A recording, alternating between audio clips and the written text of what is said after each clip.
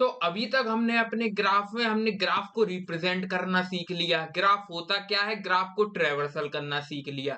आज की वीडियो में हम देखेंगे कि हम स्पैनिंग ट्री क्या होता है और स्पैनिंग ट्री की हम कॉस्ट निकालना सीखेंगे और देखेंगे कि मिनिमम स्पैनिंग ट्री क्या होता है, एक ग्राफ से स्पैनिंग ट्री हम कैसे बनाते हैं।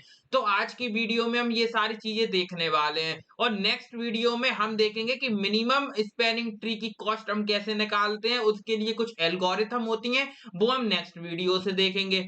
तो आज की वीडियो में हम ये सब देखने वाले हैं। तो बिना किसी देरी के वीडियो को स्टार्ट करते हैं। अगर आप चैनल पे नए हैं तो चैनल को जल्दी से सब्सक्राइब कर लो और मैं स्टार्ट करता हूं आज की वीडियो को। So let's begin. तो सबसे पहले स्पैनिंग ट्री को समझने से पहले हम कुछ टर्मिनोलॉजीज हैं, कुछ छोटे छोटे वर्ड्स हैं, उन्हें हम समझ लेते हैं कि वो क्या है, क्योंकि ये सारे हमारे स्पैनिंग ट्री की डेफिनेशन में यूज होंगे और उसको समझने के लिए बहुत ही यूज होंगे। तो आपको ये सारी चीजें आना जरूरी है। तो एक एक करके हम पहले इन शब्दों को समझते हैं, इन टर्मिनोलॉजीज को समझते हैं, फिर हम स्पैनिंग ट्री के बारे में बात करेंगे। तो यहाँ पे पहला जो टर्मिनोलॉजी है वो है हमारा सब ग्राफ। सब ग्राफ हमारा क्या होता है, अब देखो जैसे हमारे सेट सबसेट होते थे, जैसे हमने मैथमेटिक्स में सबसेट्स पढ़े हैं, तो वैसे ही हमारा यहाँ पे सब ग्राफ है। तो क्या होता है कि एक जो ओरिजिनल ग्राफ जो हमें पहले से दिया हुआ है और उस ग्राफ में क्या होंगे, कुछ ना कुछ नोड होंगे, क्योंकि ग्राफ हमारा क्या होता है, नोड से कनेक्टेड बन के बनता है, यानी कि उसमें वर्टिसेस होते हैं और जो कि कनेक्टेड होते हैं एजेस से, तो वो हमारा ग्राफ होता है। अब यहाँ पे जो ओरिजिनल हमारा ग्राफ है, जैसे कि आपको सामने स्क्रीन पे दिख रहा है, ये जो हमारा ग्राफ है जी, ये हमारा ओरिजिनल ग्राफ है और इसमें जितने वर्टिसेस हैं वो हमारे, जितने भी नोड है उन्हें हम वर्टिसेस भी कहते हैं, हम जानते हैं एजेस भी हैं। पर यहाँ पे सब ग्राफ क्या होगा, इसका इसका सब ग्राफ वो होगा कि इसमें से हम क्या करें, कुछ नोड्स को उठा के एक दूसरा ग्राफ बना ले और जो दूसरा ग्राफ हमारा बने उसमें जो भी वर्टिसेस हैं, जो भी एजेस हैं, वो हमारे ग्राफ में भी, ओरिजिनल ग्राफ में भी होने चाहिए। जैसे कि हमारा ये जो ग्राफ है जी, ये हमारा ओरिजिनल ग्राफ है। एक हमने सब ग्राफ बनाया, उसमें हमने क्या करा, उसमें हमने एक जीरो वर्टिसेस लिया, एक थ्री एक वन, तो यहाँ पे जीरो वन थ्री हमारे नोड है, हमारे वर्टिसेस हैं और ये हमारी एजेस से कनेक्टेड है। अब यहाँ पे ओरिजिनल ग्राफ में क्या है ये, तो यहाँ पे ओरिजिनल ग्राफ में भी हमारा जीरो है, वन है, थ्री है और यहाँ पे ये एजेस भी हैं। तो यहाँ पे क्या है कि ये हमारा क्या है, ये हमारा सब ग्राफ है, यानी कि ये ग्राफ, हमारे जो सब ग्राफ है ना, सब ग्राफ में जो भी चीजें होंगी वो हमारे ग्राफ में होनी चाहिए, ओरिजिनल ग्राफ में वहां से ली गई हो, तो वो हमारा क्या होता है, सब ग्राफ। तो बहुत ही सरल है, सब ग्राफ आपको समझ में आ गया होगा। यहाँ पे लिखा भी है कि ये subgraph of a graph G is a graph whose vertices and edges are subsets of the original graph G, यानी कि जो भी उसमें vertices हैं, जो भी उसमें edges हैं, वो हमारे ओरिजिनल ग्राफ में भी होने चाहिए। ठीक है, तो वो हमारा क्या हो जाता है, वो हमारा हो गया सब ग्राफ। तो ये हमारा एक सब ग्राफ हो गया। अगर कोई दूसरा सब ग्राफ हम चाहें, जैसे कि हमने बना लिया, ये हमारा थ्री नोड ले लिया, ये हमने टू नोड ले लिया और ये हमने फोर नोड ले लिया और इसको आपस में ऐसे हमने कनेक्ट कर दिया। तो यहाँ पे अब आप मुझे बताओ कि ये हमारा सब ग्राफ है। यहाँ पे देखते हैं क्या थ्री टू फोर हमारे ओरिजिनल ग्राफ में भी है, तो हाँ, थ्री टू फोर हमारे ओरिजिनल ग्राफ में भी है और इसकी जो एजेस है, थ्री से फोर कनेक्टेड है, थ्री से टू, थ्री से और टू से फोर, तो हाँ, ये इसमें भी है। तो यानी कि ये हमारा क्या है, ये हमारा एक सब ग्राफ है। तो आई होप आपको समझ में आ गया कि सब ग्राफ क्या होता है। अब हम बढ़ते हैं अपने नेक्स्ट टर्मिनोलॉजी पे। नेक्स्ट टर्मिनोलॉजी हमारी है कनेक्टेड ग्राफ। अब कनेक्टेड ग्राफ नाम से हमें समझ में आ रहा, कनेक्टेड क्या होगा कि जब हमारा जो नोड है वो हमारे आपस में कनेक्टेड हो, यानी कि यहाँ पे कुछ लिखा हुआ है, जैसे कि हमें मान लो कनेक्टेड ग्राफ का मतलब क्या है कि जैसे कि हमें एक पूरा ग्राफ हमें इतना बड़ा दिया हुआ है, तो हमें एक नोड से किसी दूसरे नोड तक पहुंचना है, तो ठीक है, उसमें पहुंचने के लिए हमारे पास रास्ता होना चाहिए। ठीक है, इस तरह से हमारा ग्राफ कनेक्टेड होना चाहिए कि उस हम किसी भी नोड पर, एक नोड से किसी भी नोड तक हम पहुंच पाए, तो वो हमारा होता है कनेक्टेड ग्राफ। जैसे कि यहाँ पे लिखा हुआ है, हमारा यहाँ पे P1 है, जैसे कि P1 एक हमारा P2, यानी कि एक पॉइंट हमारा, एक स्टार्टिंग पॉइंट है, वहां से हमें P2 पॉइंट तक पहुंचना है। तो P1 यहाँ है, P2 यहाँ है, तो हमें P1 से P2 तक पहुंचना है। तो यहाँ पे हमने, यहाँ पे रेड लाइन से आपको दिख रहा है कि सबसे पहले हम जीरो से यहाँ पे टू पे जा सकते हैं, टू से फोर पे गए, फोर से हम सिक्स पे पहुंच गए, तो हम P2 पे पहुंच गए। एक दूसरा पाथ भी आप अपना सकते हैं, आप यहाँ पे ऐसे जीरो पे थ्री पे जाएंगे, फिर आप थ्री से फोर पे, फिर आप सिक्स पे जा सकते हैं। तो ऐसे आप डिफरेंट डिफरेंट तरीके से आप क्या कर सकते हैं, आप यहाँ पे P2 पर जा सकते हैं, यानी कि ये आपस में कनेक्टेड है, अभी तो आप जा पा रहे हो उसके पास। तो यहाँ पे वही लिखा हुआ है कि ये connected graph, as the word connected suggests is a graph that is connected. हम जानते हैं कनेक्टेड ग्राफ होता है, मतलब कि कनेक्टेड नाम से ही समझ में आ रहा है जो हमारे कनेक्टेड हो आपस में, ठीक है, यानी कि एक जगह एक नोड से हम दूसरे नोड पे जा पाए, किसी भी नोड पे जा पाए।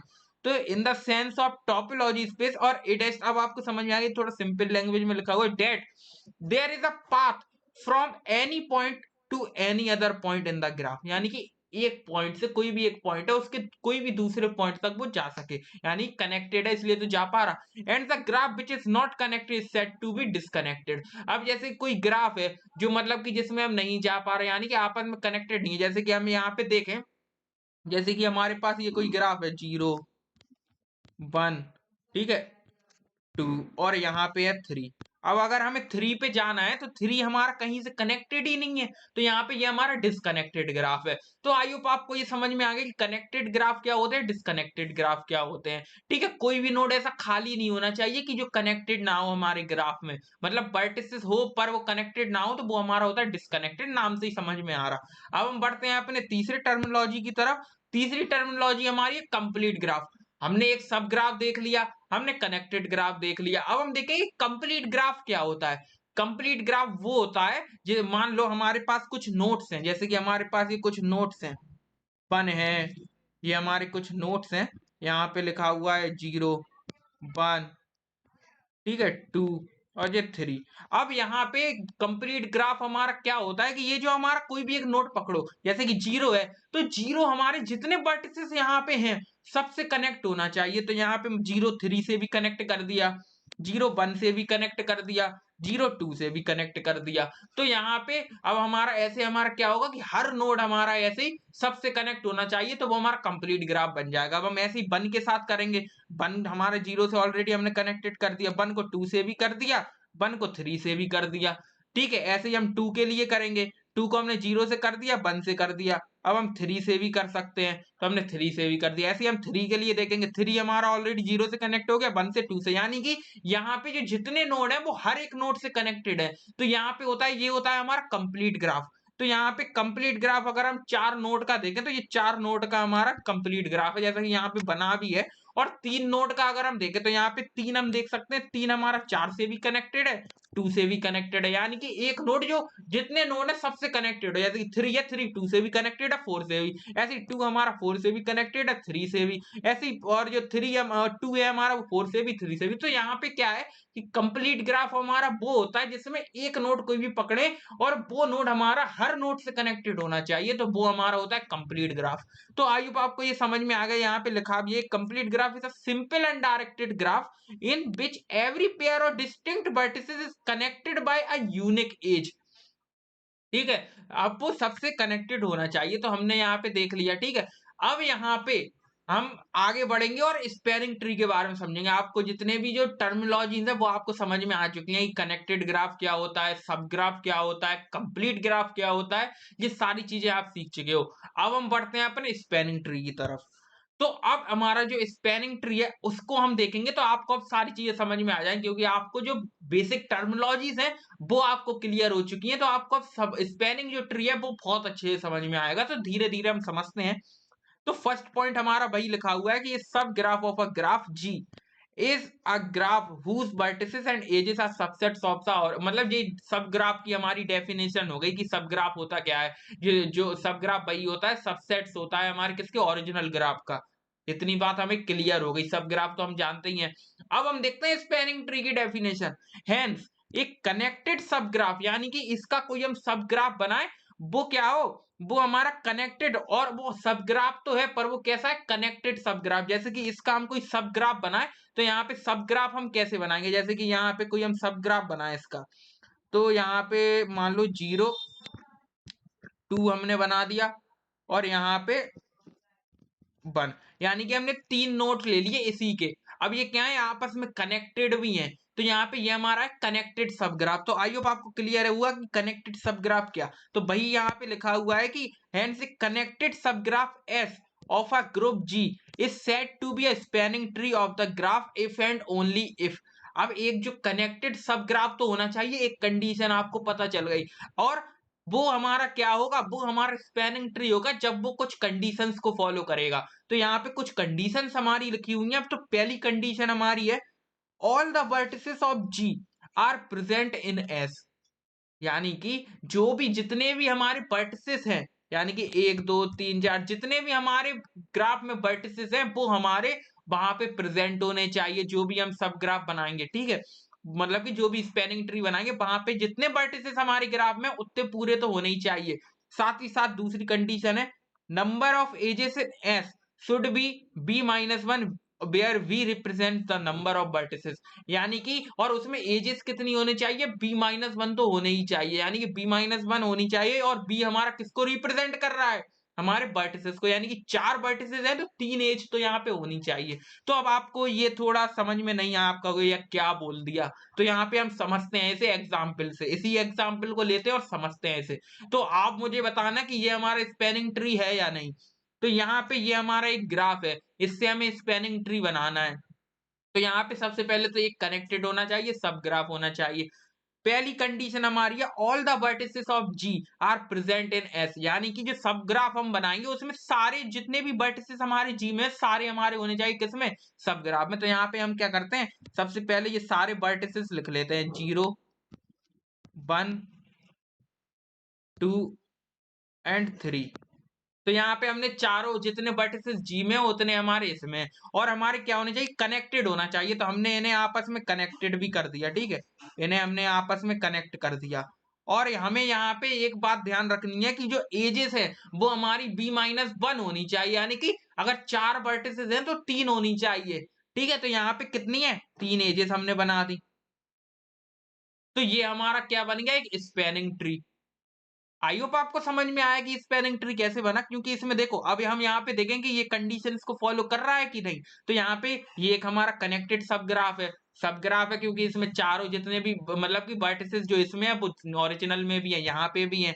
और सेक अब हमारी जो पहली कंडीशन है, all the vertices of G are present in S. यानी कि जितने भी हमारे वर्टिसेस हमने यहाँ पे बनाए हैं जी में, जितने भी हैं वो हमारे इसमें है। हाँ, 0 1 2 3 है ओरिजिनल में, तो यहाँ पे भी 0 1 2 3 है। यानी कि पहली कंडीशन हमारी ट्रू हो गई, पहली कंडीशन हमारी सेटिस्फाई हो रही है। दूसरी कंडीशन हमारी है, number of edges in S. यानी कि ये जो हमारा एस है ये हमारा जी है। तो यहाँ पे जो एस में क्या होनी चाहिए, b-1 एजेस होनी चाहिए। यहाँ पे मतलब कि b हमारा रिप्रेजेंट करता है वर्टिसेस को। यहाँ पे 1 2 3 4 4 वर्टिसेस हैं। वर्टिसेस हम नोट्स को ही कहते हैं, मैंने बहुत अच्छे से बताया है पहले। तो यहाँ पे 4 वर्टिसेस हैं, तो यहाँ पे एज कितनी होनी चाहिए, b-1 यानी कि 3।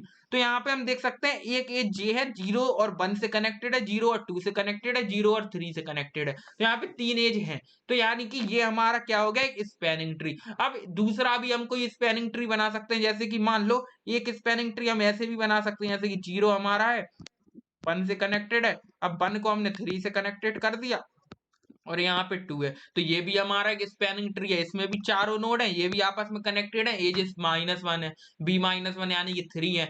तो ऐसे हम क्या करते हैं, अपना स्पैनिंग ट्री बनाते हैं। अब आपको स्पैनिंग ट्री तो समझ में आ गया कि स्पैनिंग ट्री होता क्या है, ठीक है। अब हम आगे बढ़ते हैं और एक चीज हम निकाल के देखते हैं कि हम कॉस्ट कैसे निकालेंगे ग्राफ की, अपने स्पैनिंग ट्री की। तो यहाँ पे आप वो देखते हैं। तो अब हम यहाँ पे आते हैं कि number of spanning trees for complete graph. अब क्या है कि एक कंप्लीट ग्राफ के कितने स्पैनिंग ट्री हो सकते हैं, जैसे कि मैंने यहाँ पे 2 बना दिए। अब यहाँ पे एक ग्राफ के हम कितने स्पैनिंग ट्रीज बना सकते हैं वो हम देखेंगे। तो यहाँ पे कितने स्पैनिंग ट्रीज बना सकते हैं उसका भी एक फॉर्मूला है। वो फॉर्मूला आपको रटने की जरूरत नहीं है, बस एक बार समझ लो। पर हाँ, अगर आपको मतलब कि आपको याद रखना है हमेशा के लिए तो आप रट भी सकते हैं। और ऐसे कोई ज्यादा बड़ा फॉर्मूला भी नहीं है कि आपको रटने में इतना टाइम लगे, जैसे कि हमारे त्रिकोणमिति के फॉर्मूले होते थे। तो वो हमने तो वो भी याद किए हैं, तो ये छोटा सा फॉर्मूला क्या ही है। तो यहाँ पे इसको याद कर लेना आपको। जैसे कि आपको आपसे कोई पूछता है वाइवा वगैरह में तो आप बता दो उसे। तो यहाँ पे हम देखेंगे कितने हम स्पैनिंग ट्रीज बना सकते हैं कंप्लीट ग्राफ के। तो सबसे पहले यहाँ पे लिखा हुआ है, एक कंप्लीट ग्राफ है n की पावर n-1 यानी कि n raise to n-2 spanning trees हमारे हो सकते हैं। जैसे कि यहाँ पे n हमारा क्या है, n हमारा वर्टिसेस है, कितने वर्टिसेस यहाँ पे है, नंबर ऑफ वर्टिसेस n। तो यहाँ पे 4 वर्टिसेस हैं, 1 2 3 4। तो यहाँ पे अगर इसको इस फॉर्मूले को हम यहाँ पे लगाएं तो n हमारा कितना है 4। तो यहाँ पे हमारे इसके स्पैनिंग ट्री कितने बनेंगे 4 रेज टू 4 माइनस 2, यानी कि 4 की पावर 2 एंड यहाँ पे 16।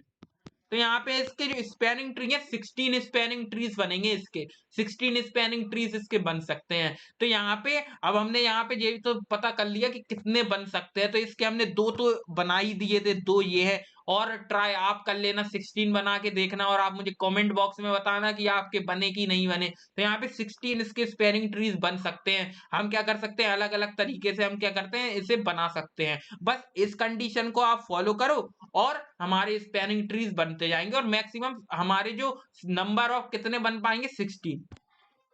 अब हम एक बहुत ही इंटरेस्टिंग चीज के बारे में बात करते हैं जिसको पढ़ने में आपको मजा आएगा। तो यहाँ पे हम कॉस्ट निकालना सीखेंगे अपने स्पैनिंग ट्री की।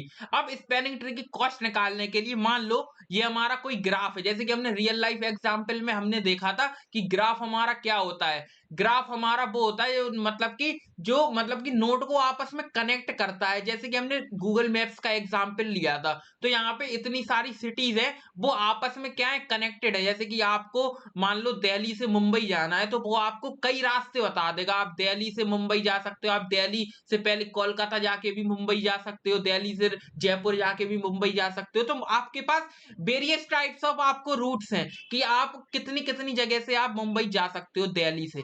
तो वही यहाँ पे हम देखेंगे कि हम यहाँ पे निकालेंगे कॉस्ट की आपको कहाँ से जाना में आपको सबसे कम टाइम मतलब कि कम कॉस्ट लगेगी, कम खर्चा होगा आपका, और कहाँ से जाने में आपको कम खर्चा होगा। तो वो हम अब निकालना सीखेंगे। तो यहाँ पे क्या है, यहाँ पे मान लो इसको हम कोई नाम दे देते हैं, जैसे कि ये हमारा मान लो ये हमारा है कानपुर, ठीक है, ये हमारा है दिल्ली, ये हमारा मान लो कोई दूसरी कंट्री हो, जैसे कि ये हमारी हो गई न्यूयॉर्क। तो हमने एन बाय लिख देते हैं, 3 हमारा है न्यूयॉर्क, और 2 मान लो 2 हम रख देते हैं, कुछ मुंबई रख देते हैं जैसे कि, ठीक है। अब देखना यहाँ पे कानपुर से दिल्ली जाने में हमें मान लो पैसे लगते हैं, जैसे कि हमें कॉस्ट हमारी लगती है 5 रुपीज। वैसे कि मैं जानता हूँ 5 रुपीज नहीं लगेगी, पर मान के चलते हैं 5, तो हमें कैलकुलेशन करने में आसानी होगी। तो यहाँ पे 5, और कानपुर से अगर हम न्यूयॉर्क जाते हैं तो हमें लगते हैं 10 रुपीज यहाँ पे, ठीक है। यहाँ पे आर ऐसे लिख देते हैं, रुपीस में मान के चल रहे हैं हम, कोई दिक्कत नहीं है। आप 5 और 10 ही लेंगे, रुपीस कौन ही लेता है। तो यहाँ पे 5 रुपीज हमें कानपुर से दिल्ली जाने में लग रहे हैं, और कानपुर से न्यूयॉर्क जाने में हमें 10 रुपीज लग रहे हैं। और यहाँ पे न्यूयॉर्क से मुंबई जाने में हमें लग रहे हैं मान लो हमें लग रहा है 15, ठीक है। और दिल्ली से मुंबई जाने में हमें लग रहे हैं मान लो हमें लग रहे हैं 8 रुपीज, ठीक है। तो यहाँ पे हमें हमारे पास ये कॉस्ट दी हुई है, जैसे कि 0, और हमें अगर कानपुर से मुंबई जाना है, कानपुर से मुंबई मतलब कि जितनी ये जैसे उतनी कॉस्ट होगी ना। तो यहाँ पे 0 से 2 तक जाने में हमें मान लो लग रहे हैं हमें हमें लग रहे हैं 7, और हमें न्यूयॉर्क से दिल्ली जाने में लग रहे हैं मान लो 20, ठीक है। 3 से 1 और 0 से 2, तो यहाँ पे हमें 0 से 2 के लिए 7 और इसके लिए 20, 3 से 1 के लिए, यानी कि न्यूयॉर्क से दिल्ली जाने के लिए। तो यहाँ पे हमें अगर यहाँ की इसकी कॉस्ट निकालनी है स्पैनिंग ट्री की, तो सबसे पहले तो हम क्या करते हैं, इस कंप्लीट ग्राफ से हम अपना एक स्पैनिंग ट्री बनाते हैं। तो एक स्पैनिंग ट्री हमारा कुछ क्या बनेगा, जैसे कि एक हमने यहाँ पे सबसे पहले तो नोट्स हमारे चारों होने चाहिए, जितने नोट्स वहां पे हैं ओरिजिनल में उतने हमारे होने चाहिए, तो उतने हैं। अब यहाँ पे वर्टिसेस B-1 होनी, एजेस हमारी B-1 होनी चाहिए। तो यहाँ पे मान लो ये हमारा एक स्पैनिंग ट्री बन चुका है। अब यहाँ पे स्पैनिंग ट्री की हम कॉस्ट लिख लेते हैं, जैसे कि हमारा 0 से 1 यानी कानपुर से दिल्ली जाने में लग रहा है हमें 5 रुपए।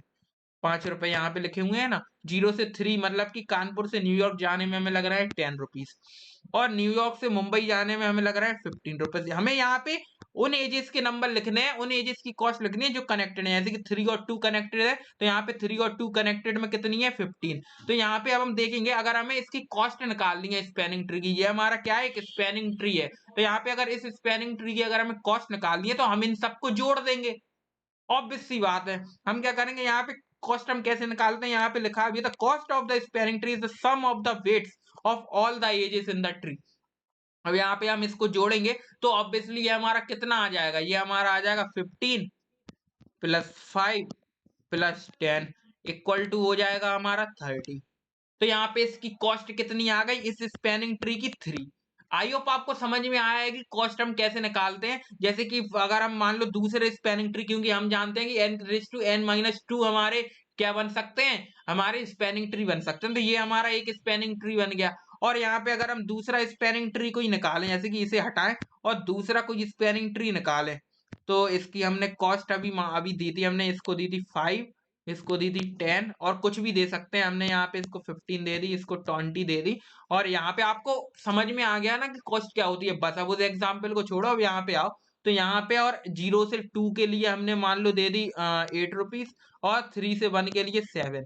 ठीक है, तो यहाँ पे हमारी ये कॉस्ट है। अब इन कॉस्ट को हम क्या करते हैं, कोई दूसरा स्पेनिंग ट्री बना के देखते हैं। जैसे कि हमने मान लो एक स्पेनिंग ट्री, हमने 2-3 बना लेते हैं, 2 हम स्पेनिंग ट्री इसके बना लेते हैं। जैसे कि हमने मान लो हमने इसका 0 एक, हमने पहले सबसे पहले तो नोट्स लिख लो सबरे। तो यहाँ पे हमने 3 लिख लिया, यहाँ पे 2 लिख लिया। एक स्पेनिंग ट्री हमारा ये बन गया। ठीक है, एक स्पेनिंग ट्री और बना लेते हैं तो आपको डिफरेंस समझ में आएगा। तो यहाँ पे हम 3 लिख लेते हैं, यहाँ पे 2 लिख लेते हैं, और यहाँ पे अब की बार ऐसा स्पेनिंग ट्री बना देते हैं और इनकी कॉस्ट भी लिख लेते हैं। तो 0 से 1 की कॉस्ट है हमारी 5, 0 से 3 की कॉस्ट है 10, 3 से 2 की कॉस्ट है हमारी 15।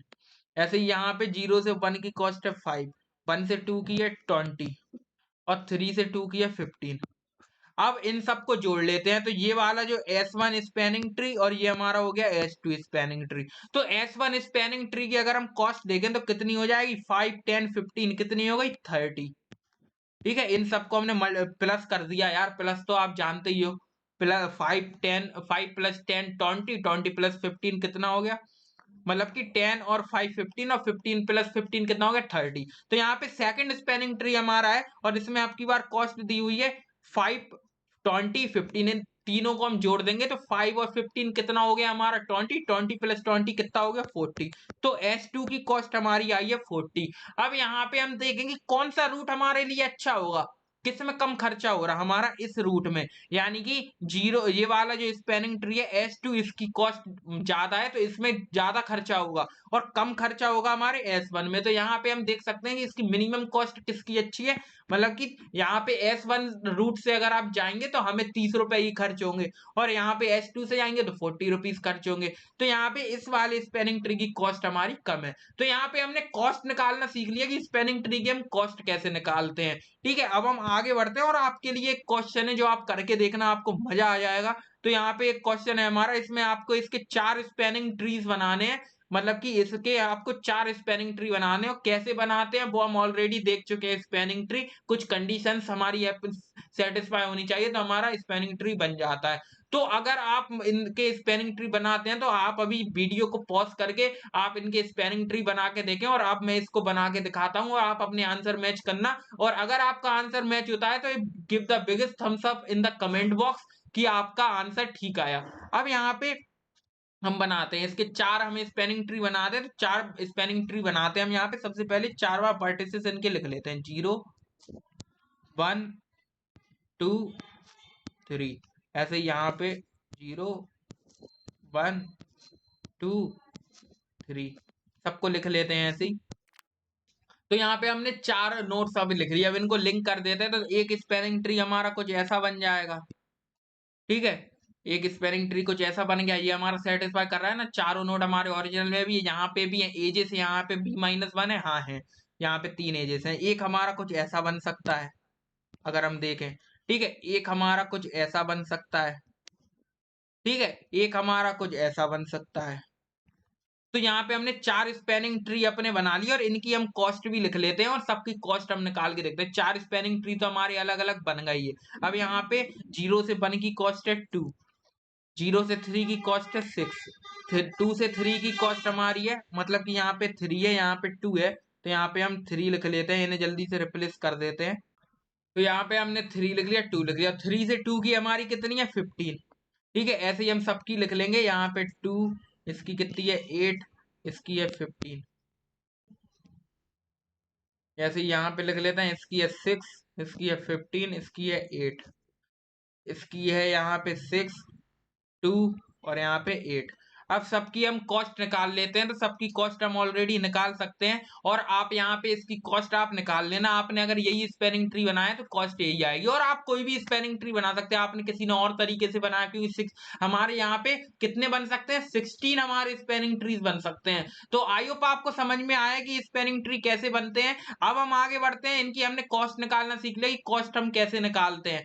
अब हम आगे बढ़ते हैं और यहाँ पे लास्ट हमारा जो है वो है मिनिमम स्पैनिंग ट्री। अब मिनिमम स्पैनिंग ट्री क्या होता है, तो ऑब्वियसली वही होता है जो आप सोच रहे हैं, जैसे कि जो हमने स्पैनिंग ट्री निकाला है और जिसकी हमारे पास बहुत सारे स्पैनिंग ट्री हैं और जिस स्पैनिंग ट्री की कॉस्ट सबसे कम आएगी वो हमारा होगा मिनिमम स्पैनिंग ट्री। यानी कि उसकी मिनिमम कॉस्ट जिसकी आएगी वो होगा मिनिमम स्पैनिंग ट्री। यानी कि वो मिनिमम रूट, वो मिनिमम हमारे डिस्टेंस का रूट जहां पे हमें पहुंचने में सबसे कम खर्चा होगा, सबसे कम कॉस्ट होगी जहां से हमारे पहुंचने में। जैसे कि हमें मान लो दिल्ली से हमें जाना है, कहां पे, दिल्ली से नोएडा जाना है, तो हम यहाँ पे क्या करेंगे, और एक हमारा रूट है दिल्ली से नोएडा जाने का और एक हमारा है कि हम दिल्ली से कोलकाता जाएं फिर नोएडा जाएं। तो दोनों में से सबसे पास में कौन सा रहेगा, दिल्ली से नोएडा ही वाला रहेगा। ऑब्वियसली बात है, काय को हम कोलकाता होके जाएंगे फिर हम नोएडा जाएंगे। तो यहाँ पे क्या होगा, जो मिनिमम जब से कम छोटा पाथ जो है, सबसे छोटी कॉस्ट जहां पे लग रही है वो हमारा हो जाएगा क्या, वो हमारा हो जाएगा मिनिमम स्पैनिंग ट्री। ठीक है, तो मिनिमम स्पैनिंग ट्री यहाँ पे लिखा हुआ है, minimum spanning tree abbreviated as MST, यानी कि एमएसटी से भी हम इसे रिप्रेजेंट करते हैं, is the spanning tree having the minimum cost, यानी कि वो स्पैनिंग ट्री जिसकी सबसे कम कॉस्ट हो। तो यहाँ पे हमारे पास ये कोई स्पैनिंग ट्री दिया हुआ है और हमने यहाँ पे एक देखा था, जैसे कि यहाँ पे हमने दो स्पैनिंग ट्री बनाए थे इसके, तो यहाँ पे दो स्पैनिंग ट्री बनाए थे। तो यहाँ पे अगर इन दो स्पैनिंग ट्री में हम देखेंगे इन दोनों में से मिनिमम स्पैनिंग ट्री कौन सा है, तो यहाँ पे मिनिमम स्पैनिंग ट्री हमारा कौन सा है, 30 वाला, क्योंकि इसकी कॉस्ट कम है। तो बेसिकली क्या होता है कि हमारे ऐसे तो हमने अभी दो ही में देखा, पर हमारे क्या होता है कि हमारे जो स्पैनिंग ट्री है वो तो बहुत सारे बनते हैं। जैसे कि यहाँ पे 4 वर्टिसेस हैं, तो यहाँ पे 4 के 16 स्पैनिंग ट्रीज हमारे बन रहे हैं। अब यहाँ पे हम 16 स्पैनिंग ट्री बनाएंगे, फिर उनकी कॉस्ट निकालेंगे, तो यहाँ पे क्या होगा कि हमारे पास मतलब बहुत टाइम हमें लगेगा इसकी मिनिमम स्पैनिंग ट्री को पता करने में। तो इस कंप्लीट ग्राफ का मिनिमम स्पैनिंग ट्री हम कैसे पता करते हैं, मिनिमम स्पैनिंग ट्री की कॉस्ट हम कैसे पता करते हैं, वो हम आने वाली वीडियोस में देखेंगे। उनकी कुछ एल्गोरिथम्स होती हैं जिनको यूज करके हम यहाँ पे तुरंत से पता कर लेते हैं कि हमारा सबसे मिनिमम कॉस्ट क्या होगी इसकी, यानी कि मिनिमम स्पैनिंग ट्री कौन सा होगा। तो वो हम देखेंगे नेक्स्ट वीडियो में। आज की वीडियो में इतना ही।